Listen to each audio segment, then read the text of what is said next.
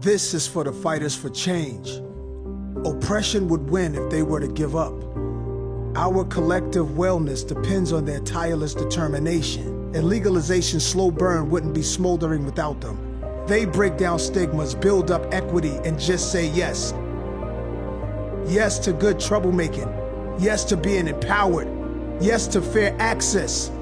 Now more than ever, Weedmaps says yes and stands with the fighters for change. Morning, I'm Khadija Tribble, VP of CSR for Curaleaf, and I am super excited to be able to have this conversation today to talk about the importance of Black advocacy and the urgency of the moment. So I want to say thank you to Green Enterprise for allowing me to host this fantastic conversation with two amazing and brilliant women who I've been following for quite some time, but I've never had a chance to have a conversation with. So I'm super excited about that. So it's like my living room, but I'm at Curaleaf headquarters. So first up, we have Solange Bernat, who is the founder of Humble Bloom. She's a public speaker. She's sought after for her knowledge and expertise, not only around social justice and social equity, but being an influencer in the space. So I'm super excited to learn more about where she's headed in this particular cannabis space. And we also have Micah Self, is that correct? It's Michael, like Michael Jordan. Okay, Michael, who is the VP of Social Equity at Cresco Labs. And I'm super, super excited to talk to you because I've heard so many great things about the SEED program. And so I just want us to jump into it. So if you guys could maybe just share who you are and what you're doing in the space, but don't go too deep into it. I really want to focus on you guys because you guys have really interesting stories and perspectives. So if you could just jump in, Solange, and tell us a little bit more about you and how you're in this space. Sure. Hello, everyone. I am co-founder of Humble Bloom, as Khadija just said, and Humble Bloom is an immersive education and advocacy platform that we started about 3 years ago in Brooklyn, New York, to really address the gap of conscious consumption and all the intersections, whether it's race, and sexuality. Cannabis is a conduit for all things. So if you're talking about social justice, if you're talking about the environment, if you're talking about vulnerability, of course, medicine and healing, you can't leave anything out. It's a full spectrum plant. So we really try to shine a light on that and connect people to industry leaders and experts and, those that are just leading with integrity in the space so they know what to put in and on their body and who to purchase from, because you really do vote with your dollars. And also what we've created now in this pandemic pivot time, because we were doing a lot of in-person experiences. We've gone from IRL to URL, and we're doing a lot of consulting in the space to help brands bloom consciously, to really take into effect how and who they are hiring, who they have on their boards, how they're reflecting people in the space without performative marketing practices, what it really takes to make sure that your brand is a robust human entity so that everybody is able to approach your product, is able to approach your experience, is able to see that you care about them, because this plant is about care, and it should be an opportunity to have a fair, balanced, respectable, and reparative industry. That's wonderful. And before we move on to Michael, I wanted to understand how you, though, felt like this is where you needed to be. Oh man, so I'm a Gemini and a daughter of Caribbean immigrants. My mom is from Grenada and my father and stepfather are both from Dominica. I came, when they came to this country, you got that immigrant mentality, do the best, got to be 10 times better, even more so I feel like sometimes than what this American experience can be, and you're kind of in the middle. And I grew up in a white neighborhood. My mom was always like, oh, you got to be a lawyer or a doctor, but like literally showed me everything from Girl Scouts to ice skating to hockey. I was really able to touch on all things. And when I started to jump into the professional space, I went into nonprofit, and I also was doing a bit of journalism, really wanted to help people and shine a light on social issues. And that actually fell apart when I realized that so many of our nonprofit structures are just corporate with a 501c3 label. And I moved from nonprofit into the startup space and worked at a company called Live Gray, where I executive produced conferences that were really about calling people in and helping them be their full human in the workplace. And when that came to an end, did consulting in the DEI space, and really just was like, what am I going to do? Where am I able to put all of my eggs in one basket, do all the things that I love, whether it's integrating music and creativity, or it is doing social justice and advocacy, and cannabis was the place. Just realized at first we wanted to do a product. And then I thought, oh, you know what? Well, I don't have an uncle with millions of dollars to get me started. So we focused on community, and how can we create a community that advocates for itself? How can we get a community of care and responsibility to the other? Excellent. I love that. Thank you. Thank you so much. Michael, how about you? How did you get here? Oh, how did I get here? It feels coincidental, but it can't be, because I'm doing work that is definitely in alignment with my passion and my interests and my education. But my career began in mental health. I am a therapist by trade, and actually looking to get back to that space now with everything that's happened in our world, and and doing racial justice work. And I've worked in adolescent rehabilitation programs. I've been the director of a homeless shelter. I've worked in public health for people living with severe mental health diagnoses. And then I got into corrections, and I worked at the Juvenile Detention Center here in Chicago, which is the largest freestanding juvenile detention center in the country. And I joined the detention center focusing on conditions of confinement for girls. And as a result of that work, things just kind of snowballed. The federal law changed to focus on conditions of confinement for vulnerable populations, women and girls, the LGBTQ plus community, issues of race and culture. But the overarching umbrella of that was sexual assault and sexual harassment. So vulnerable populations are more likely to be sexually harassed or sexually assaulted in the correctional setting. So that's kind of the umbrella of my work in corrections. And for the last 10 years, I was a consultant going to many of the country's prisons, jails, and juvenile facilities, doing executive coaching for superintendents and heads of programs, writing policy, doing training.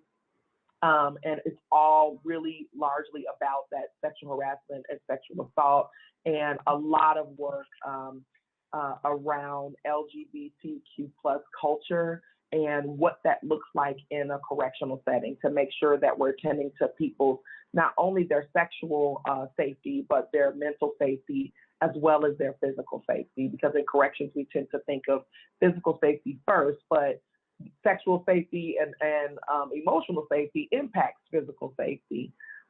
So, the corrections industry is a highly regulated industry, and I got into all of that social justice work there. So looking at opportunities in the cannabis industry, it feels very similar. It's just a different industry. You got it's highly regulated. Laws are changing all the time, and you're trying to create your programs and to help people, adjust to those changes in laws and changes in society as well. So that's kind of how I see the parallel. But I really feel like this type of work is what I was born for. My dream job at Cresco and running the seed program. And so, yeah, that's how I got into cannabis. It's been almost a year and a half now, and it's really exciting. It's really challenging, but it's a lot of good work that people are doing. No, thank you both for that, because listening to your stories, it felt like I was walking through my girlfriends, all of the ways in which they've shown up for work. A lot of intersectionality, and I think it's important. It's Black History Month, right? And a lot of folks are trying to figure out how African Americans can show up in this cannabis space outside of just plant touching, right? Outside of being an owner of a licensed space. And I think this conversation provides people several ideas about how they can shift into this space and it feel natural and not forced. So thank you for sharing that. But one of the things that I'm really, and Michael, I'll go back to you because you are running the SEED program. So if you can maybe just spell out what the SEED program is, and then help our audience understand, what are the obstacles that one can expect to face when trying to be in the licensed space, and and what you guys are doing at Cresco to at least reduce the barriers to those obstacles. So I'm the vice president of the SEED initiative at Cresco Labs, and SEED stands for Social Equity and Educational Development. And the mission of the SEED initiative is to create tangible pathways for people, businesses, and communities negatively impacted by the war on drugs. We do that through 3 pillars. Our restorative justice, the social justice pillar, in which we focus on expungement programming, and I'll talk about our approach in a minute. And our second pillar is our community business incubator. I think that's the pillar that people hear most about and kind of conflate the SEED program with the community business incubator, because as you mentioned, Khadija, folks are interested in, getting open at a dispensary or, having their grow facility or their cultivation facility. Our third pillar is education and workforce development, in which we work with colleges and universities, helping to write and expand cannabis curricula, helping to connect folks in those cannabis academic programs to job openings at Cresco, and also providing workforce development opportunities. So we are excited to begin a residency program. One of the things that people are looking for is an opportunity to get in the space, but if you're mid-career, you can't necessarily do an internship, so how do you do that? How do you learn about the cannabis industry and get that hands-on experience? And so we are partnering with some of our departments at Cresco to do a paid residency program so people can come and work at Cresco and see if this is something that they want to explore further. And the people that we're looking for are, our target population, people that have been negatively impacted by the war on drugs. And our approach is really to focus on the intersection of racial and economic injustice. And so I think when we started, we were focused on, how do we have equity with Black and Brown people voices in this space? But as we've been working over the last, year and a half, it became really clear that while we can have, Black and Brown people in the room and expose them to the cannabis industry, if they don't leave our programming or interactions with the SEED initiative with some way to propel themselves forward and exercise their own agency, then we haven't done as much as we could do. So our approach is to partner with community organizations. I think, Solange, you mentioned performative marketing. I wrote down a whole bunch of things you mentioned, so we'll get to those things. But we don't want to be performative. We don't want to be patriarchal. We don't want to feed it to the nonprofit industrial complex. And we don't want to come across as the white savior, to be honest. So we approach community organizations and listen and learn. I'm here in Chicago. I have a pretty good, sense of the cannabis culture and environment in Chicago, but if we're doing programming in New York, I need to learn about the cannabis environment and landscape in New York. And then most importantly, need to learn about the unique needs of the people in New York and what their needs are. And then we ask those community organizations, how can we help? How can we fill a gap for you? How can we help expand your services, as opposed to, we'd like to donate for the purposes of being performative, and here's what we'd like to donate to.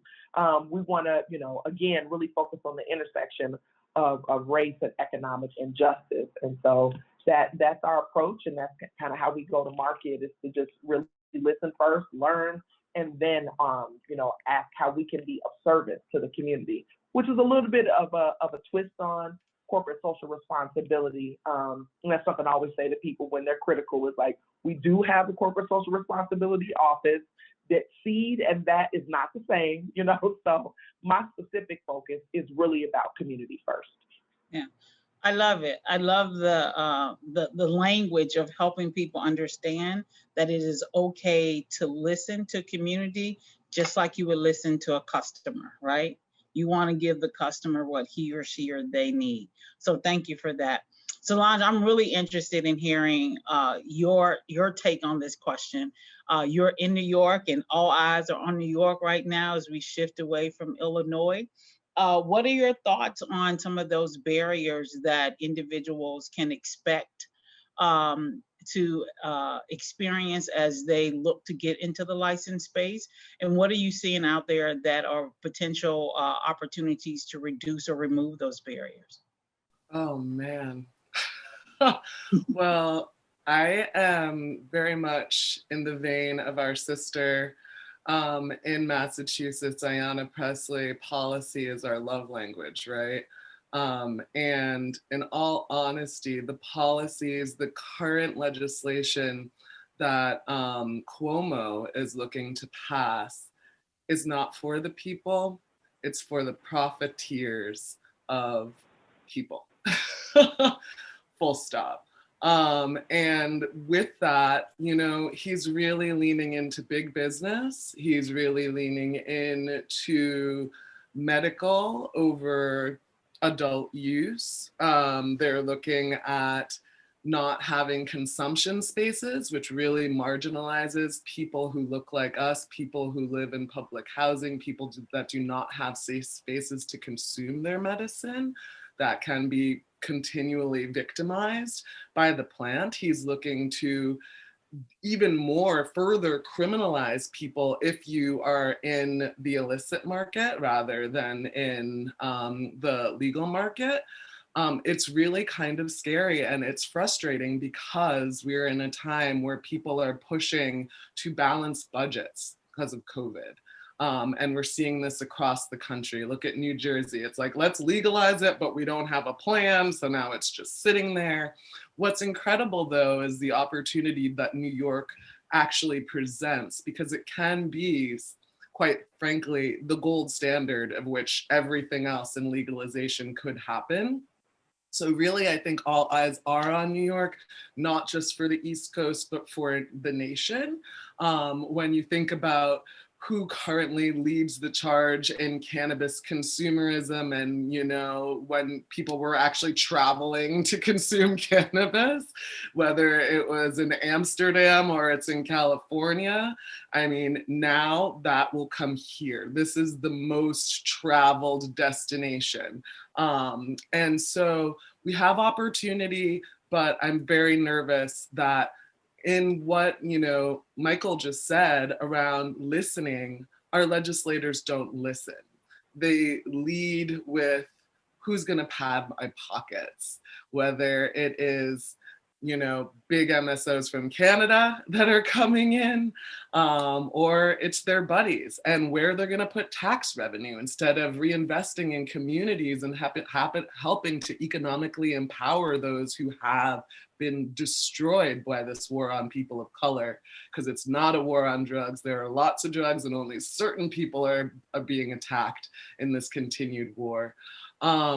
And I mean, the other option, so that's the CRTA, whether you're not able to have home grow, whether you're not able to consume in your house, whether you're only able to go to big, already established organizations and not giving people a fair shot at starting. Like, if you wanted to get a license in New York, it'll probably take you 2 years at least minimum before you're even able to open. Who has the funding to actually keep keep their doors open. Not only is the licensing prohibitive, where you got to get the consultants to actually go through the licensing process, you got to get people to look at your building. New York real estate is astronomical.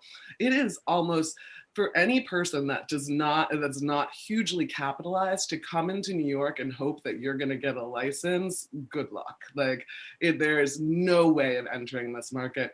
Cannabis should be for everybody, and the way they're positioning it, it will be, again, just be for the privileged few.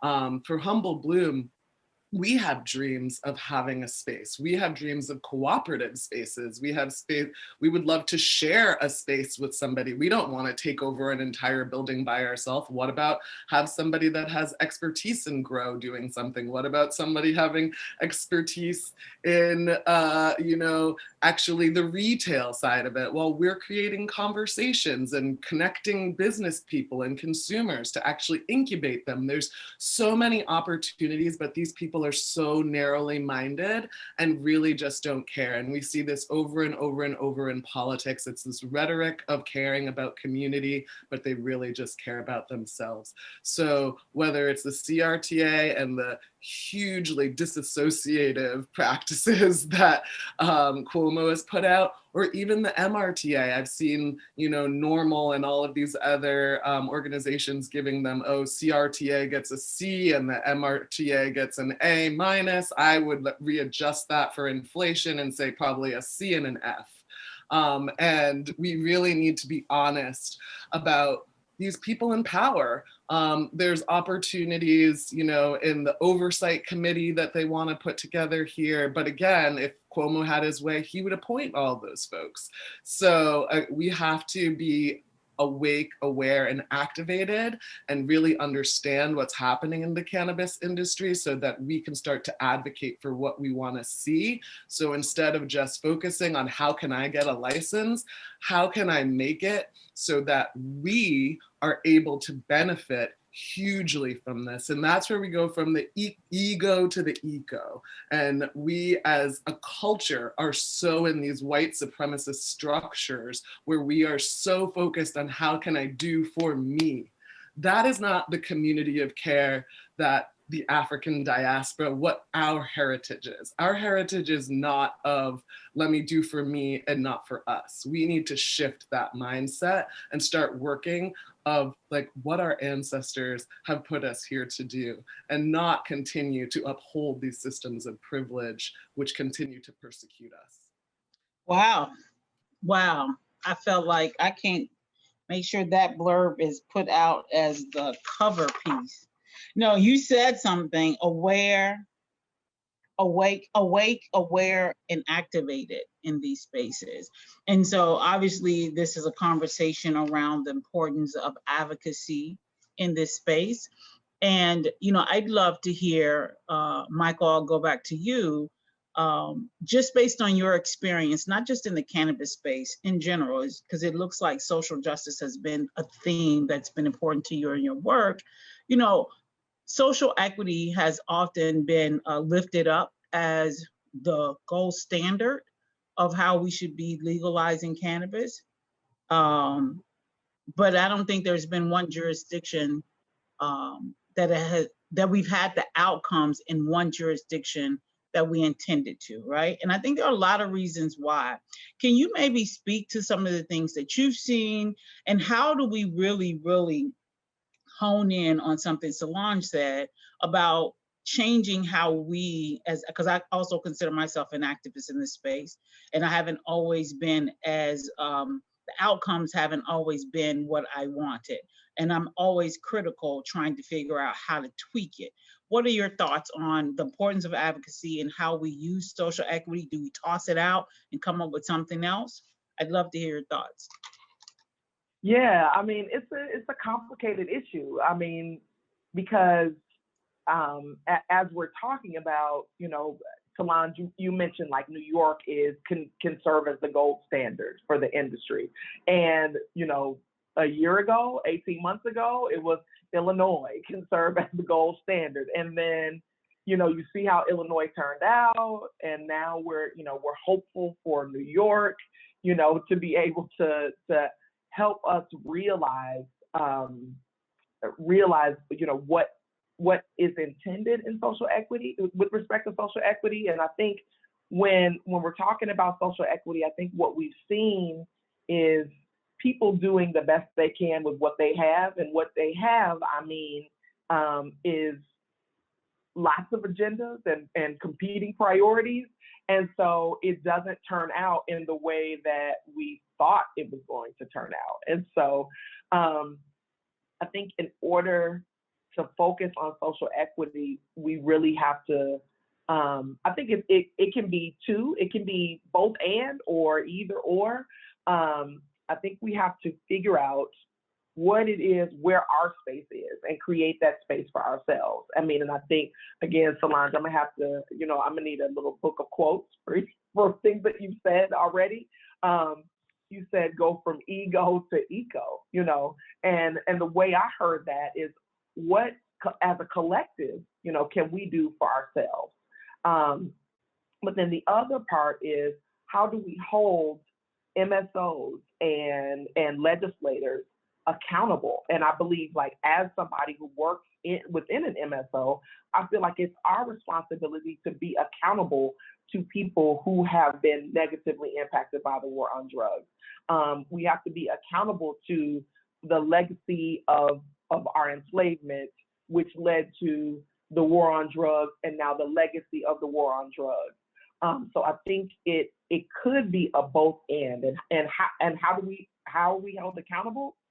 We listen, and we provide the type of services, support, network, capital that is necessary for the social equity applicant, the Black or brown person, the person without access to capital, network, resources, to have a fair shot in the cannabis industry. And I think that some of those hurdles, they honestly feel insurmountable. They're not, because you have Black and brown people that are succeeding, but it does feel like, if I take myself for example, how could I, I think to Solange's point, I think she mentioned this earlier, how could I go and secure commercial real estate when I'm applying for something and hold on to it in case I get a license? Well, one of the things that I talk about with our incubator participants and stuff is, like, the only way I could do that is I would have to live in it. There would be no other way. I just can't, that's just true. I don't have those kind of resources. And I'm, I feel like I'm blessed to do well, and I still don't have those kind of resources. So how do we work as a collective to advocate for ourselves and demand the changes that we need to see, and create the spaces that we want to be in? And then how do we hold the people with the money, the network, the resources, the capital, how do we hold them accountable to the injustices of our country and the inherent injustice in the industry? Well said, well said. Solange, what about you? What do you think about the state of social equity? Is that a framework that can continue to be utilized, or should we be switching to something else? Mm-hmm.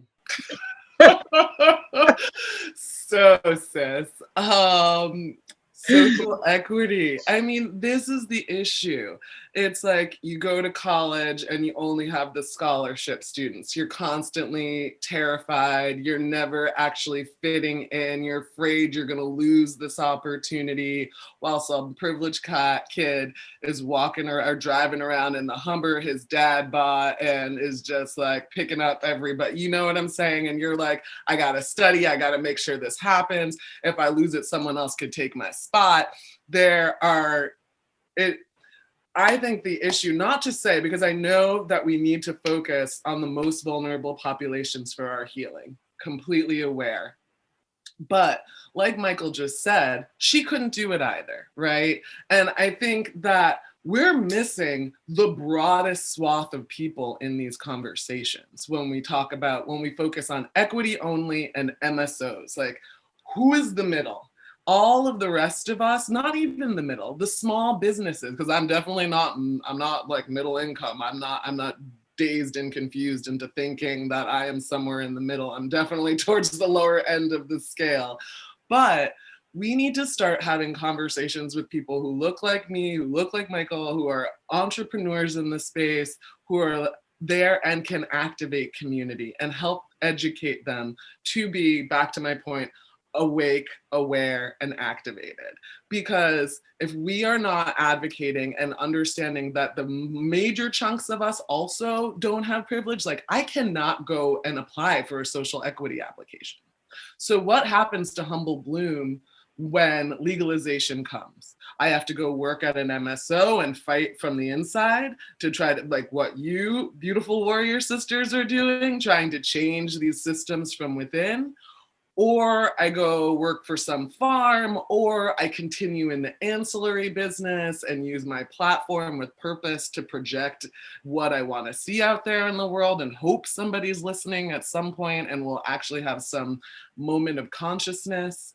But I hate to be a Debbie Downer, but I think that we live in such a polarized culture where we're always thinking of the two extremes and we're not thinking of the major swath of people. Like, what is the other, I don't know the numbers, but the other 95% or 90% of Black people doing? You know, it shouldn't just be a conversation of these racial capitalized people who are the outliers, like the Snoop Dogs and the Jay-Z's and whoever coming out with all of these brands. It's like, dude, congratulations, but you already have everything. It's just another pot for you to put your money in and invest. This is not your life.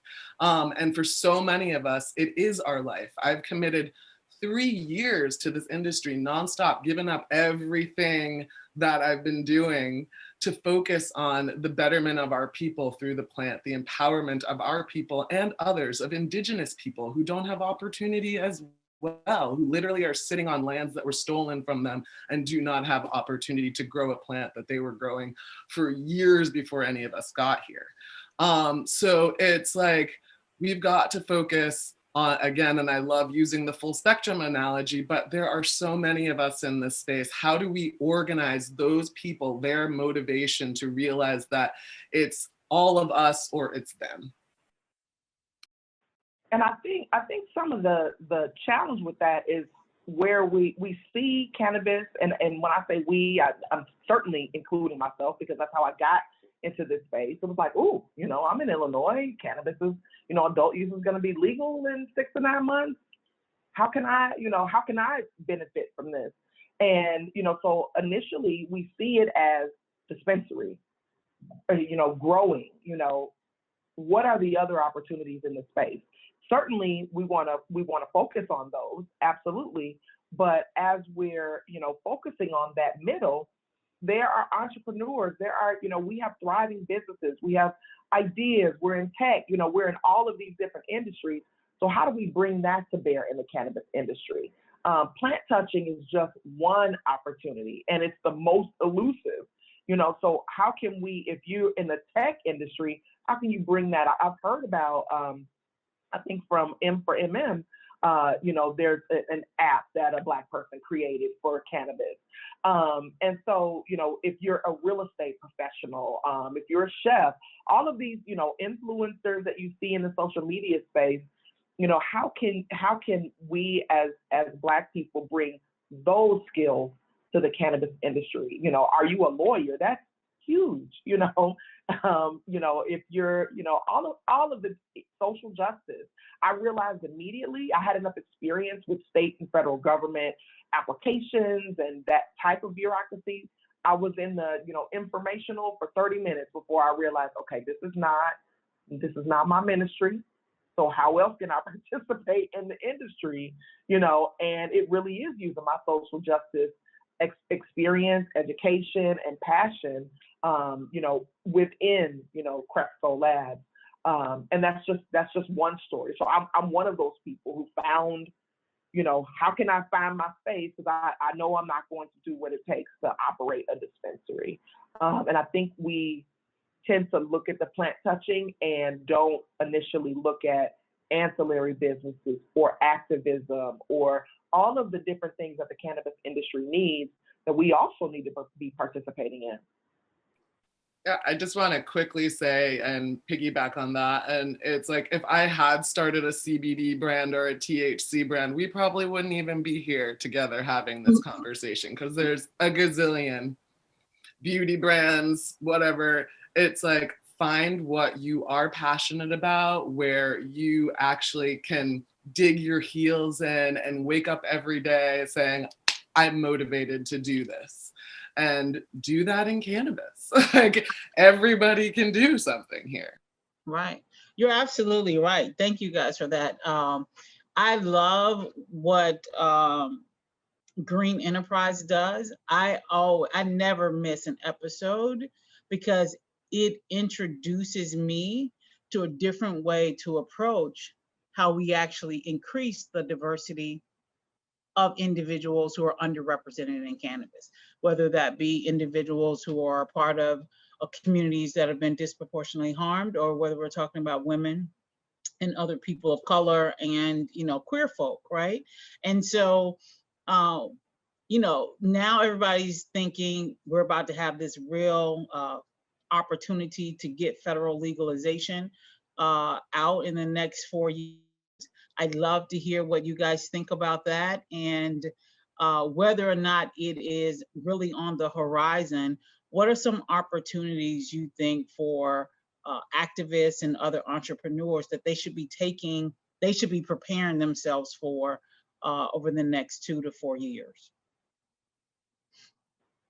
Anybody want to jump in? I think I've been thinking about this question for a while, and I still am on the fence. I think my concern about federal legalization is, what will that mean? Will that even put us further away from realizing equity or realizing opportunities that can create that generational wealth, that has been denied to us for so long? And so that's a huge concern, and I don't know how that is going to play out. And I think where the opportunities lie is, for small businesses, is make sure you are prepared, make sure you can scale your business, that you can, you're not just focused on your municipality or your state, and you can expand your business across state lines if that should occur. So I think now is the time to educate yourself and watch, and hold your lawmakers accountable. Attend all of those meetings. Participate in trade organizations that have lobbyists that are having conversations with people in the federal government to stay on top of what's happening, and put pressure on the lawmakers and the powers that be, to make sure that when and if this should occur, there are opportunities there. I feel like if we legalize cannabis federally, there's got to be a system, that people that are incarcerated for cannabis offenses, I can't see it, and so far it's been difficult for me to see how we've alleviated that problem on the state level. So how do we do that on the federal level? And so I have a lot more questions and concerns. You have an answer at this point. I share those. Solange? Yeah, I share those as well. I think to dig a little deeper just with regards to, we have the MORE Act, we have the Safe Banking Act. And you go across Instagram, I saw yesterday, or not yesterday, the day before yesterday, my friends in Massachusetts of Ardent, their IG platform was taken down with like 80,000 followers, and it just went back up last night, but it went down on Valentine's Day when they sent me my decarboxylator. Thank you so much, Chanel. But we are under attack by those that love to control, right? So whether it's Facebook and Instagram trying to take us down, and states having different laws. We need the opportunity definitely for federally banking to happen. So many processors online, people are not able to go through and just have direct to consumer websites where they are making their livelihood. They produce a product, everything's above board, and then Shopify or Stripe or whoever decides, oh, we're cutting you off. Facebook, oh, we're cutting you off. So we do need some kind of standard specifically around banking, especially so that people are able to make income and not just put money under their couches and beds and, and operate as if what they're doing is illegal when in fact it's not. But completely echo Michael in saying that I am really kind of nervous about what could happen when they legalize federally, because yeah, we have Biden and we have Kamala in office right now, and without being too much Solange, I will just say skin folk ain't always kinfolk, honey. And we all have a history. And it's not to say we cannot change, because I believe in changing. I believe in folks taking a stand and doing something new. But with the president, or our former president, getting away with an insurrection recently, they are very much in this idea of unity and centrism when we need radical change, radical shifts to right the wrongs and injustices that our community has faced. And I'm not here for pussyfooting and half-stepping. Like, they need to activate in this moment and not pretend like they're gonna do something or do something that's midway, because that midway stuff is what really ends up hurting us. I'd rather know who I'm in bed with fully than get a little bit of it and have a whole new day, wake up, and all the things that the states have done. Because with federal legalization happening, whatever states might be a little bit more advanced in what they put out there, all of that is undone. And now we have the law of the federal land. So it actually terrifies me in a way, because Joe has locked up humans that look like us. Kamala has locked up humans that look like us. It's real. And I do not have selective memory. So all real talk. And I appreciate it. It's about holding people to account. Absolutely. All of us, right? So I know we have just a few minutes left, but before I have a couple more questions I want to let you guys have a closing statement. I'd love to get your outlook on, what, we get to the end of 2021, although after 2020, I'm pretty sure no one wants to make any predictions. But, cannabis had a good year, 2020, right? What do you guys think is on the horizon for 2021 in terms of the business outlook? We have, 5 more states coming on board. Arizona just came on board, Mississippi and Alabama. My place is where my people are from, having honest dialogue. Well, I don't know how honest it is, but they're having some dialogue about cannabis on the medical side, and some movement in Tennessee. My dad was like, "I'm going to the CBD. I'm getting me some." I was like, "What?" He's like, "Yeah, I'm headed to the CBD store and I'm gonna get me some." And I was like, "Okay." So, what are you guys predicting for 2021? First of all, get it, Daddy. That's amazing. Of course. Makes me so happy because my mom's in Massachusetts and like she will not set foot in a dispensary. I'm sending her stuff. She's finally starting to do it.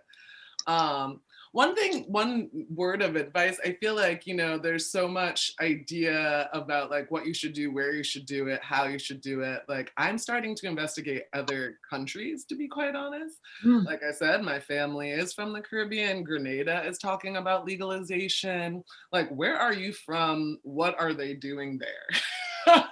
America has never been for us. So my mindset is stay curious, think about other places, other opportunities, other spaces for you to grow and develop beyond, the parameters that they have put around us. I think that yes, legalization will happen during this administration. I think that yes, that will economically empower some of us. But this industry, cannabis, to me looks very much, as I said, I've been doing diversity, equity, inclusion work specifically in fast growing startups, whether it's like the Airbnbs or sorry, Slack, whoever, and you realize that cannabis is really like the tech industry years ago, right? And what problems do they have there? The same problems, you know, a bunch of white and Asian men running everything, a few white women in there too, who basically could just, and Asian women who are just them, but women, you know? So how do we get those voices that can really make change? Once things go legal, once it's capitalized, most of the activists lose their roles in this space. We're still fighting, but we're not making money, you know? Do you want that loud, boisterous person on your team? Hopefully, because you realize that diversity and of thought is what's going to make your brand succeed, is going to make your brand stand out, not make, and like, again, putting down your ego. But I just feel like we've got to be aware that this is going to happen fast. Invest in cannabis companies. I'm doing that right now, seeing it's like you might get some passive income going. We're always looking to do that hard work. You got some money, throw some money in some random places, start to spread it out, and, you know, and make money and income in ways that you weren't thinking about before. Go look at other countries like Grenada, the Caribbean, where cannabis is starting to be a conversation. Use your influence in those spaces to hopefully make cannabis for the people. And, you know, buckle up and find your allies in your community so that you can create spaces that are safe for you, and continue to fight the fight. Love it, love it, love it. I'll just shout out South Africa, Ghana, Nigeria, the Congo.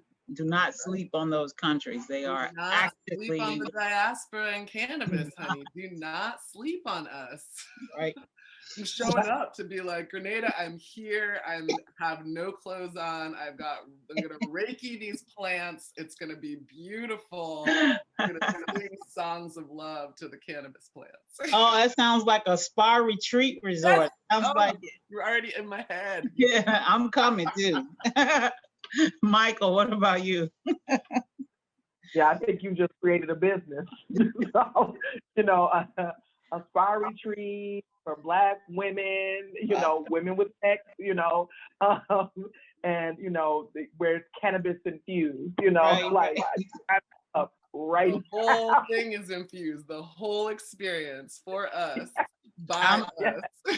Got my ticket ready. Tell me where. Yeah, I'm like, really, like, real talk, like, that's a really good idea. We should talk about that later on. So I think, you know, I would echo a lot of the things that Solange has said. It is, I think this is an opportunity to educate yourself. And as you use the term, be curious.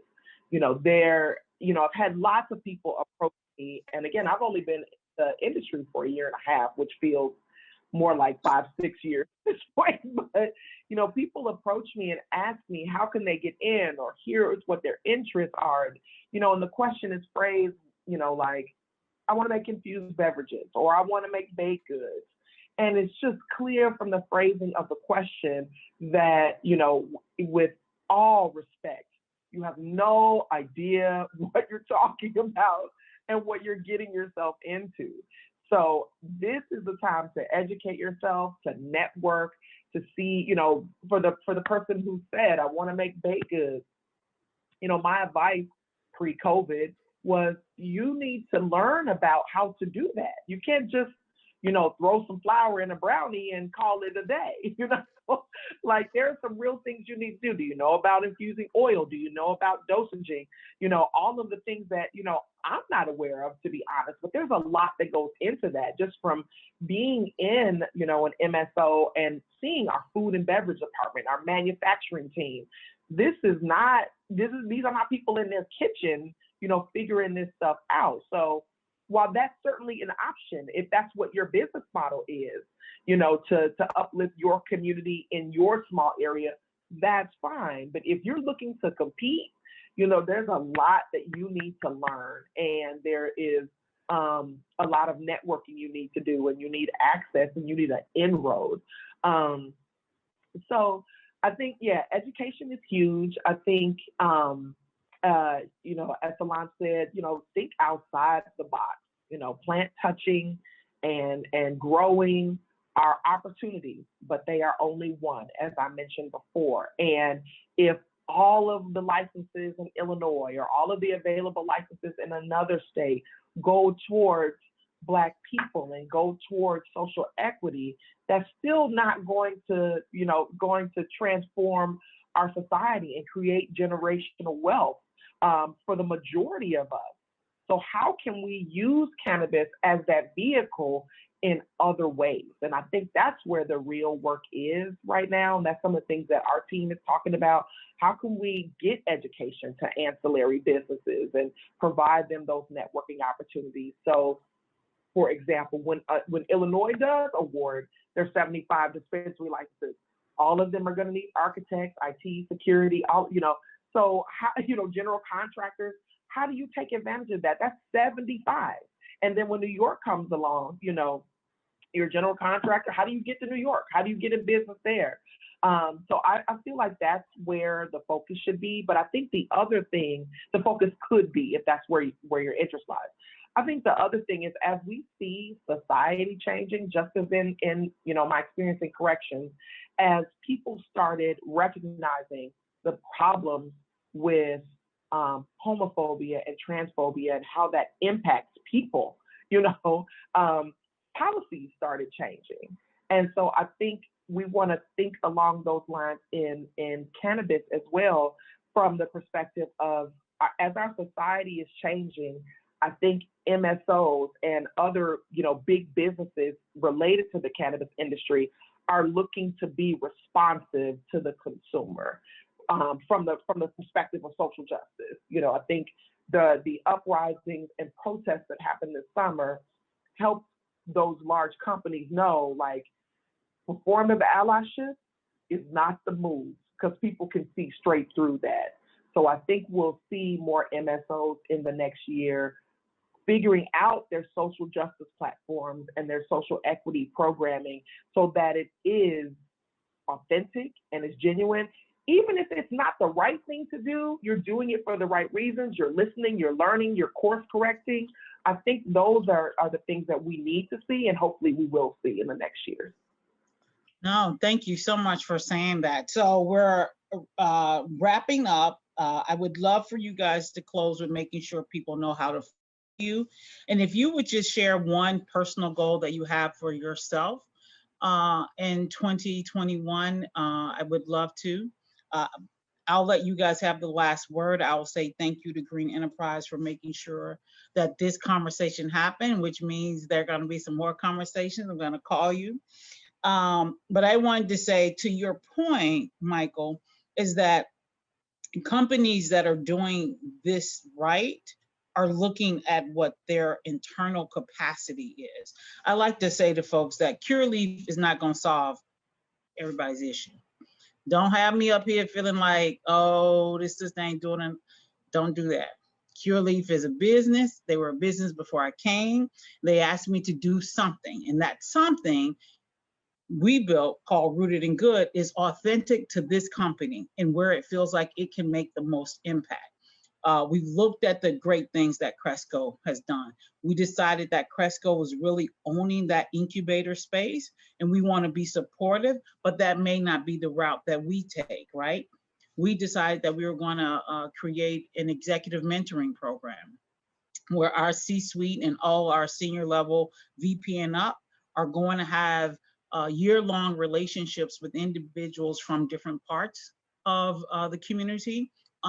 I like to call them folks from underrepresented communities, trying to figure out how we create real relationships, because whether I'm in the room or not, those conversations are going to be had.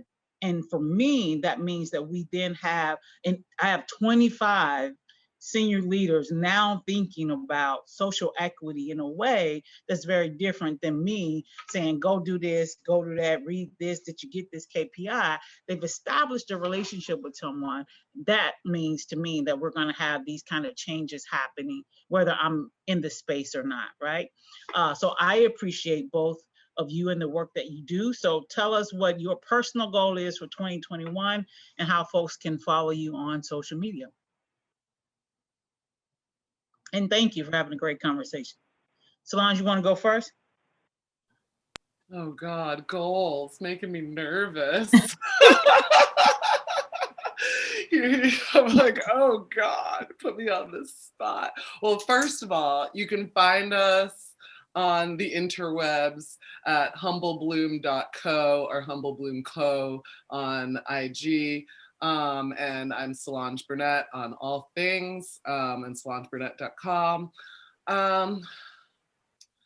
I guess I've been really leaning into radical self-care and trying to achieve not balance, but a flow that makes me feel just more centered and grounded so that I can show up for others without frenetic energy and also show up for myself with a clear mindset. So I think I'm just going to be gentle on myself in this year and allow whatever good flows. Like, let go of that negative stuff, let go of all the things that are toxic and hold me back, and let that good stuff flow. You know, I'm really into talking to our ancestors, being involved and feeling the moon cycles, like we're all interconnected, like interconnectivity is my jam. So yeah, just being gentle on myself and hoping that permeates with all I come in contact with. I already feel calmer.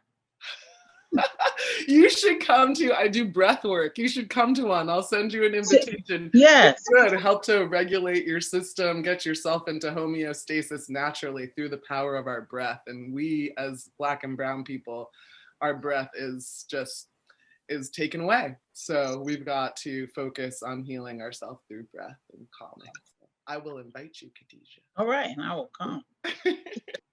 Michael, you have the last word. So yeah, goals make me nervous, but my best friend is serious about vision boards. So I did do my vision board this year, and I think my goal is about wellness. I think what I've learned in the cannabis industry is so fast paced, and it is fairly chaotic with, laws, the laws not being universal. So you have to learn about laws in different states and how social equity works in different states. And then when things don't go as you plan, for those following in Illinois, folks know we did the Incubator and, where, the current drama with awarding licenses to social equity applicants from the applications from the previous year. That felt like I had been punched in the stomach. I needed time to recover from, knowing that, so many people were so hopeful, and we knew going in that everybody, even in our incubator, not to mention all the thousands of other applications, that everybody wasn't going to win a license or be awarded a license, but they still have no one, at the table with a license is really hard, to manage. And I think just doing racial justice work and economic justice work and being a member of that community, when these things happen, it's devastating. I describe it like I feel like I've been cheated. I feel like I've been betrayed. And so that grieving process and then, doing your healing to try to show up again for other folks, that I think I found that to be the most challenging piece of the work in the last 6 months to a year. And so I'm doing my work to try to make sure that I can continuously show up and that I stay healthy. I've got myself a therapist. As a therapist, I believe in therapy. I've got myself a therapist. I read and listen to podcasts of Black women doing racial justice work and how they're thriving in their spaces. And then I also am looking to you ladies. I think coming into the industry, it felt like social equity is, I again, being ignorant to the industry, I didn't know all of what was going on. So now that I've been in the industry for a while, it's like, wow, there's a real foundation here on which I stand.